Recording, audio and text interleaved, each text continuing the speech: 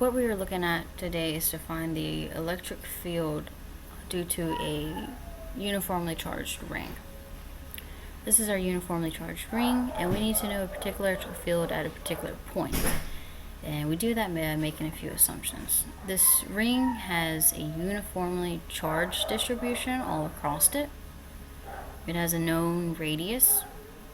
It has a known point from the center of the ring to the point of emphasis. Now, electric field line is moving in this direction. We already know that.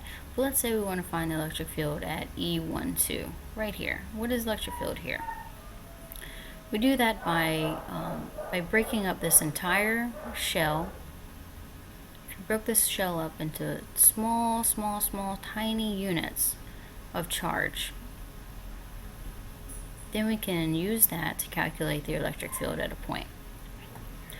Now we know the electric little field line is going this way.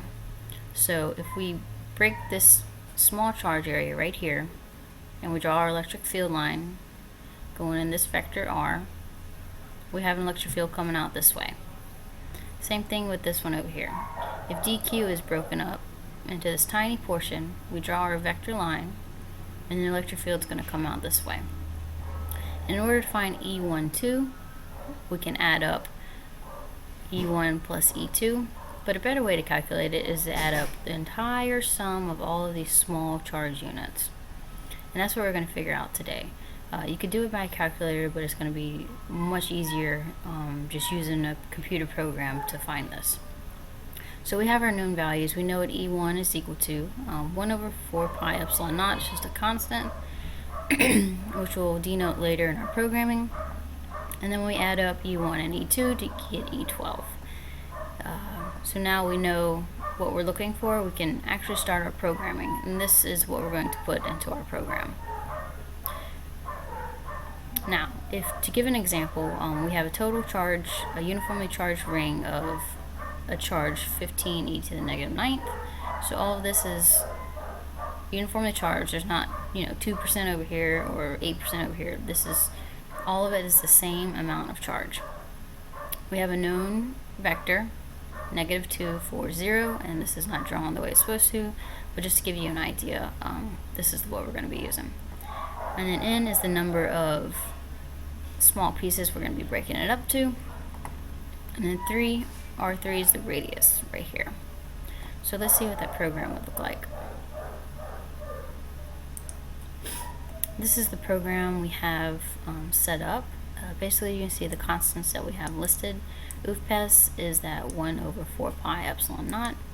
Q is our uniformly charged on the ring. And R is our radius of the ring in meters. R is that vector that we were talking about from the center of the ring out to a point that we're looking at. And S is the number of segments that we're going to break up. And this is the charge that we're going to break up over the amount of segments. And this was the long equation that we had at the bottom of the page. Right here.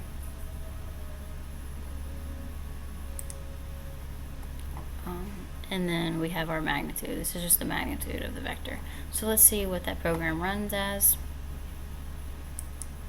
When we run it, we get the vector of the electric field, which is what we're looking for. This would be E12, and then also the magnitude of our vector.